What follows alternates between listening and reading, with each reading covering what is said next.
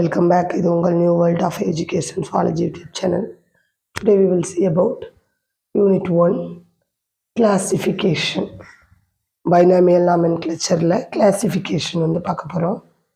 உங்க வீடியோக்குள்ள போலாம். அதுக்கு முன்னாடி நம்ம சேனலை ஃபர்ஸ்ட் டைம் பார்க்குறீங்க அப்படின்னா கண்டிப்பாக சப்ஸ்கிரைப் பண்ண மறக்காதீங்க. அப்போ தான் நான் போடுற வீடியோஸ்லாம் உங்களுக்கு நோட்டிஃபிகேஷனாக உடனே கிடைக்கும். அண்ட் ஆல்சோ வீடியோவை ஸ்கிப் பண்ணாமல் பாருங்கள். பார்த்துட்டு பிடிச்சிருந்தா லைக் கொடுங்க. அண்டு உங்களோட கமெண்ட் என்னங்கிறது கமெண்ட் பாக்ஸில் சொல்லுங்கள். உங்கள் வீடியோக்குள்ளே போகலாம்.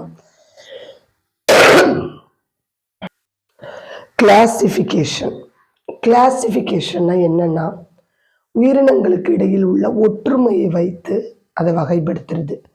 அதை தான் நம்ம பயாலஜிக்கல் கிளாசிஃபிகேஷன் அப்படின்னு சொல்கிறோம்.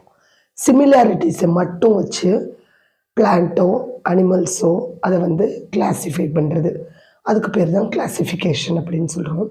அண்டு கிளாசிஃபிகேஷன் அப்படின்னா நம்ம கண்டிப்பாக டாக்ஸானமி அப்படிங்கிற வேர்டை நம்ம ஸ்கிப் பண்ணி போக முடியாது. கிளாசிஃபிகேஷனாலே சயின்ஸை பொறுத்தவரை டாக்ஸானமிங்கிறது ரொம்ப இம்பார்ட்டன்ட். அது என்னங்கிறதும் தெரிஞ்சுக்கணும். டாக்ஸானமி அப்படின்னா இது ஒரு சயின்ஸ் கிளாசிஃபிகேஷன், அறிவியல் அடிப்படையில் அமைந்த ஒரு வகைப்பாடு அப்படின்னு சொல்லுவோம். நவீன வகைப்பாட்டியலின் தந்தையான கரோலஸ் லினேயஸ் அவரோட சிஸ்டமா நேச்சுரே அப்படிங்கிற புக்கில் 1758 லட்டின் லாங்குவேஜில் எழுதின அந்த புக்கில் இந்த கிளாசிஃபிகேஷனை ஃபஸ்ட் டைம் யூஸ் பண்ணாங்க. அண்டு 10,000 இனங்களை அந்த புக்கில் வகைப்படுத்தினார். அதில் பார்த்தோன்னா 7,700 பிளான்ட்டாகவும் 4,400 அனிமல்ஸாகவும் இருந்துச்சு. ஓகேவா? எப்படி வகைப்படுத்தினார் அப்படின்னா ஃபஸ்ட்டு அவரோட புக்கில் டாக்ஸானமி ஃபஸ்ட்டு அதுவரை கிளாசிஃபிகேஷன்னு சொல்லிக்கிட்டு இருந்தாங்க. அவர் கிளாசிஃபிகேஷனை டாக்ஸானமி அப்படின்னு ஒரு பேர் கொடுத்தாரு. அதுக்கு அவர் என்ன எக்ஸ்பிளனேஷன் கொடுத்தாருன்னா இது சயின்ஸ் அடிப்படையில் அறிவியல் அடிப்படையில் அமைந்த வகைப்பாடு அப்படின்னு சொன்னாங்க. அண்டு இதெல்லாம் எதில் சொல்கிறாருன்னா அவரோட புக்கு ஒன்று பப்ளிஷ் பண்ணார் 1758. அது லத்தீன் மொழியில் இருந்துச்சு. அதுதான் சிஸ்டமா நேச்சுரே அந்த புக்கோட நேம்.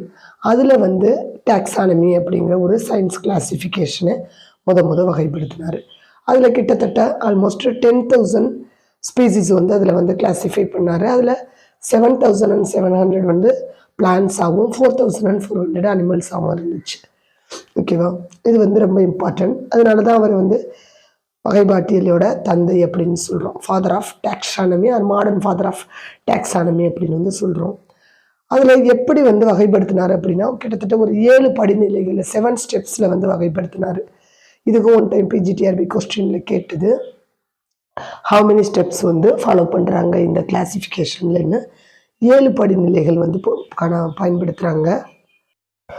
என்னெல்லாம் அப்படின்னு பார்த்தோம்னா இட் இஸ் கிங்டம், மேலுலகம், விலங்குலகம், ஃபஸ்ட்டு வருது விலங்குலகம். நெக்ஸ்ட்டு ஃபைலம், தொகுதி.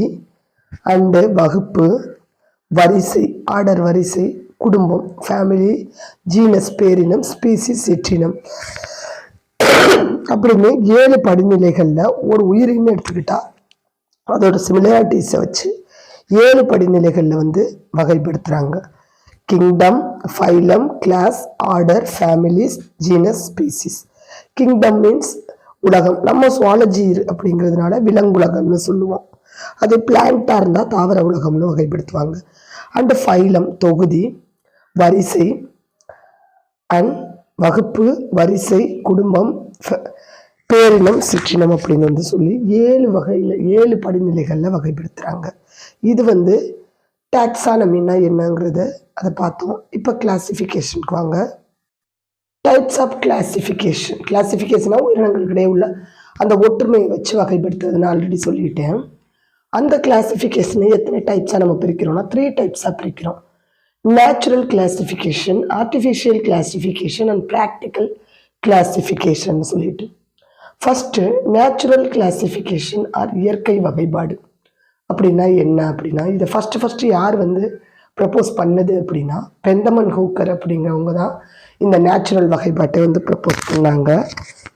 அதுபடி அவங்க என்ன சொல்கிறாங்கன்னா எப்படி எது வகைப்படுத்தாங்க, எதை பேஸ் பண்ணி இதை வகைப்படுத்தினாங்க அப்படின்னு பார்த்தா உயிரிகளோட மார்ஃபாலஜிக்கல் கேரக்டர்ஸ் எக்ஸ்டர்னல் கேரக்டர்ஸ் வெளி தோற்றத்தை வச்சும் அதோட காமன் ஆன்செஸ்ட்ரி பொதுவான மூதாதை அதோட அது எந்த மூதாதையிலேருந்து வந்திருக்கோ அதோட பொதுவான மூதாதையை வச்சும் அதோட சைட்டாலஜிக்கல் கேரக்டர்ஸ் செல்லியல் பண்புகள்னு சொல்லுவோம் அண்ட் எம்ப்ரியாலஜிக்கல் கேரக்டர்ஸ் இதெல்லாம் வச்சு வந்து ஒரு வகைப்பாடை கொண்டு வந்தாங்க பெந்தமன் ஹூக்கர்.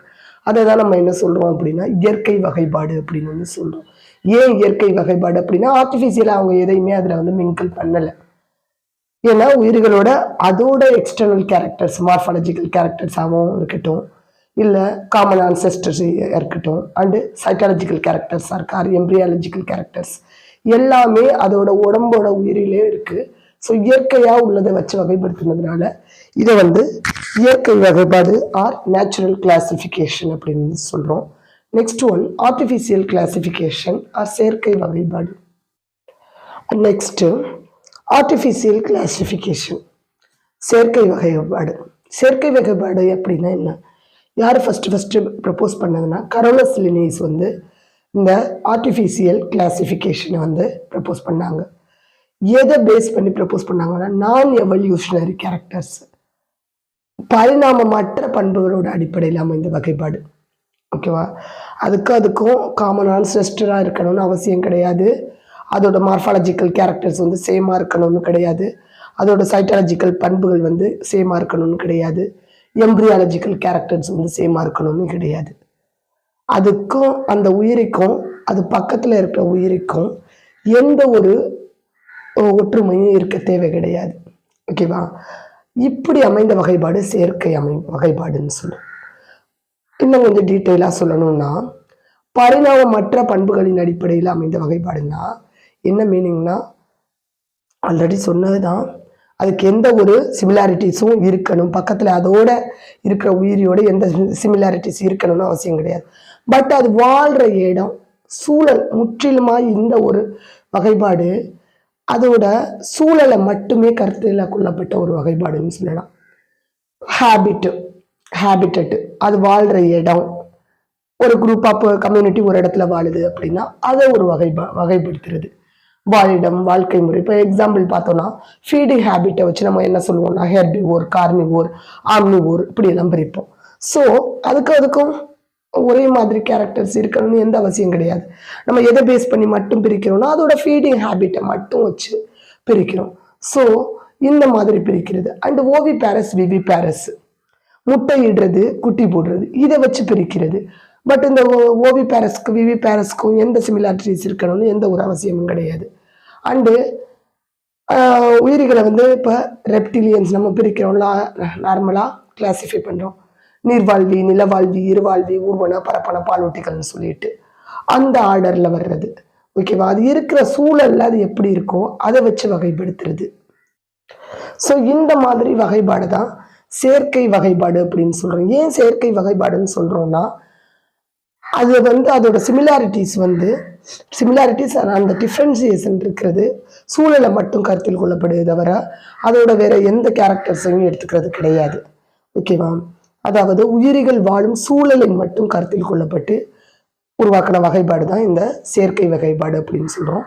இதை யார் வகைப்படுத்தினதுன்னா கரோலஸ் லினேஸ். கண்டிப்பாக இது அக்செப்டபிள் ஒரு கிளாசிஃபிகேஷன் தான் வந்து சொல்கிறாங்க. ஏன் அப்படின்னா நம்ம வந்து காமன் ஆன்செஸ்டர்ஸ்லேருந்து வந்த ஒரு உயிரியாக இருக்கட்டும் இல்லை எக்ஸ்டர்னல் கேரக்டர்ஸ் மட்டும் சேமாக இருக்குது அப்படின்னு சொல்லி ஒரு உயிரியை நம்ம வந்து வகைப்படுத்தணும்னு நினச்சோன்னா அது வேர்ல்டு வைடாக எங்கெங்கேயோ இருக்கும். அது இம்பாசிபிள், நம்ம எல்லா இடத்துலையும் தேடி கண்டுபிடிக்க முடியாது. பட் செயற்கை வகைப்பாடுனா ஒரு குறிப்பிட்ட சூழலில் இருக்கிற உயிரிகளை மட்டும் கொண்டு வகைப்படுத்துறது. ஸோ நம்மளால ஈஸியாக வந்து ஒரு அட்மாஸ்பியர் இருக்குது ஒரு அப்படின்னா அதுலேருந்து ஒரு என்விரான்மெண்ட் கண்டிஷன்லேருந்து இருக்கிற குரூப் ஆஃப் ஸ்பீசிஸை வச்சு நம்மளால ஈஸியாக வகைப்படுத்த முடியும். அதனால இது வந்து அக்செப்டபிள் கிளாசிஃபிகேஷன் அப்படின்னு வந்து சொல்கிறாங்க. நெக்ஸ்ட்டு நடைமுறை வகைப்பாடு ஆர் செய்முறை வகைப்பாட்டியல் அப்படின்னு வந்து சொல்லுவோம். தேர்ட் ஒன் நடைமுறை வகைப்பாடு ஆர் செய்முறை வகைப்பாடு அப்படின்னு சொல்லுவோம். ப்ராக்டிக்கல் கிளாசிஃபிகேஷன் அப்படின்னா என்ன அப்படின்னா வகைப்பாட்டின் நடைமுறை நோக்கம் அறியப்படாத உயிரினங்களை நம்ம அடையாளம் கண்டு அதை வந்து வகைப்படுத்துறது. என்ன யூஸ், அதனால நமக்கு என்ன யூஸ், நமக்கு ஏதாவது ஹார்ம்லெஸ்ஸாக இருக்கா, ஹார்ம்ஃபுல்லாக இருக்கா, எடிபிளாக இருக்கா, இல்லை இடிபில்லஸாக இருக்கா அப்படிங்கிறது எல்லாத்தையும் கண்டுபிடிச்சி அதோட பண்பு பயன்கள் என்னன்னே தெரியாமல் சில உயிர்கள் இன்னமும் இருக்குது. ஸோ அந்த மாதிரி உயிரிகளை வந்து நம்ம அடையாளம் கண்டு அது மனித இனத்துக்கு வந்து எப்படி ஹெல்ப்ஃபுல்லாக இருக்கும், இல்லை ஏதோ ஒரு டிசீஸை கிராஸ் பண்ணுது, இந்த மாதிரி அதோட கேரக்டர்ஸை கண்டுபிடிச்சி நம்ம வந்து கிளாஸிஃபை பண்ணுறோம் அப்படின்னா அதை வந்து ப்ராக்டிக்கல் கிளாசிஃபிகேஷன் நடைமுறை வகைப்பாடு செய்முறை வகைப்பாடுன்னு சொல்கிறோம். இப்போ எக்ஸாம்பிள் அப்படின்னா ஒரு ஸ்பீசிஸை கண்டுபிடிக்கிறோம், அது நமக்கு தீங்கு விளைவிக்குதா, ஹார்ம்ஃபுல்லாக ஹார்ம்லெஸ்ஸாக, தீங்கு விளைவிப்பனவா இருக்கா தீங்கு விளைவிக்காததாக இருக்கா அப்படிங்கிறத வகைப்படுத்தலாம். அண்டு எடிபிள் பார்ட் நம்ம உண்ணலாமா உண்ண முடியாததா அப்படிங்கிறத வச்சு பிரிக்கிறது. இந்த மாதிரி இப்போ இருக்கிற லைஃப்பில் இப்போ ப்ரெசண்ட்டில் நம்ம வந்து ஒரு ஸ்பீசிஸோட கேரக்டர்ஸை கண்டுபிடிச்சி அது வந்து மனித இனத்துக்கு எப்படி ஹியூமன் பீயிங்ஸ்க்கு வந்து ஹெல்ப் பண்ணுது, அது ஏதோ ஒரு ஹார்ம்ஃபுல் ஏதோ டிசீஸை கிராஸ் பண்ணுது அப்படிங்கிறத கண்டுபிடிச்சி வகைப்படுத்துகிறோம்னா அது வந்து நடைமுறை வகைப்பாடு அப்படின்னு வந்து சொல்கிறோம். ஸோ இதுதான் வந்து இந்த கிளாசிஃபிகேஷனில் இருக்கக்கூடிய அந்த டைப்ஸு. நம்ம இன்னைக்கு கிளாசிஃபிகேஷனாக என்னென்னு பார்த்துருக்கோம், அண்ட் அதோட டைப்ஸ் வந்து பார்த்துருக்கோம், யாரெல்லாம் அதை ப்ரப்போஸ் பண்ணியிருக்காங்கன்னு பார்த்துருக்கோம். நெக்ஸ்ட் கிளாஸில் நம்ம வந்து பைனாமியல் நாமென்கிளேச்சர் வந்து பார்க்கலாம். ஓகே ஃப்ரெண்ட்ஸ், இந்த சேனல் உங்களுக்கு பிடிச்சிருந்தா லைக் பண்ணுங்கள், ஷேர் பண்ணுங்கள், சப்ஸ்கிரைப் பண்ணுங்கள், அண்ட் கூடவே உங்களோட கமெண்ட் பாக்ஸில் சொல்லுங்கள். அண்ட் ஆல்சோ நம்ம வந்து இன்னும் 1-2 டாபிக்ஸ் வந்து யூனிட் 3ல் விட்டு போயிருக்கு, அதை நான் டைம் கிடைக்கும்போது நடத்திடுறேன். அதுக்கு நோட்ஸே இல்லாமல் இருக்குது, நோட்ஸ் கம்மியாக இருக்குது. ஸோ கொஞ்சம் நோட்ஸ் ரெடி பண்ணி தான் அதை கொடுக்க முடியும். ஸோ அதை நான் வந்து கண்டிப்பாக வந்து உங்களுக்கு டைம் கிடைக்கும்போது இடையில நடத்தி விட்டுறேன். அண்டு வீக்லி ஒன்ஸ் கண்டிப்பாக வந்து கொஸ்டின் பேப்பர் வந்து ப்ரீவியஸ் இயர் கொஸ்டின்ஸ் வந்து அனலைஸ் பண்ணுவோம். கொஞ்சம் உடம்பு சரியில்லாதனால என்னால் ரெகுலராக கிளாஸ் வந்து கொடுக்க முடியலை. மேக்ஸிமம் இனி வர்ற டேஸில் வந்து கண்டிப்பாக ரெகுலராக வீடியோஸ் அப்லோட் பண்ணுறேன். அண்டு வந்து இது வந்து UGTRBக்கும் வந்து ஹெல்ப்பாக இருக்கும். ஸோ PGTRB படிக்கிறவங்களோட UGTRB படிக்கிறவங்களும் சில டாபிக்ஸ் சொல்லிடுறேன், அது UGTRBக்கு வருமானு. ஸோ அது வந்து அதை சொல்லும்போது அதையும் நீங்கள் வந்து UGTRB ஸ்டூடெண்ட்ஸ் படிச்சுக்கோங்க. Okay, thank you.